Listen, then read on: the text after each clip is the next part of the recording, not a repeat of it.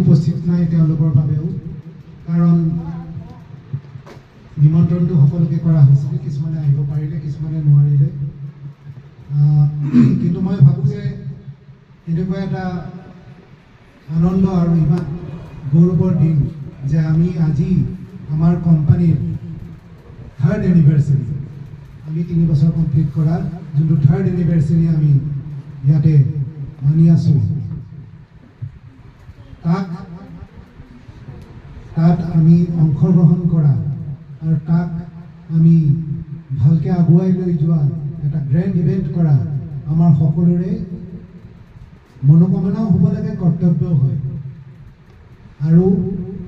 আপোনালোক যোনবিলাক ইয়াতে আহিছে তেওঁলোকক মই ধন্যবাদ দিব খুজিছোঁ আৰু আশা কৰোঁ আমি আগৰ বহুত বছৰ এনেকৈ বছৰ ধৰি বছৰ আমাৰ ইউনিভাৰ্চিটি আৰু এটা ডাঙৰ স্কেলত, গ্ৰেণ্ড স্কেলত আৰু ছাকচেছ আৰু ডাঙৰ হওক, কোম্পানী আৰু ছাকচেছ কৰোঁ, সেইটোলৈ আশা কৰি আৰু সকলোৰে ভাল কামনা কৰি মই ইয়াতে মোৰ বক্তব্য সামৰিলোঁ।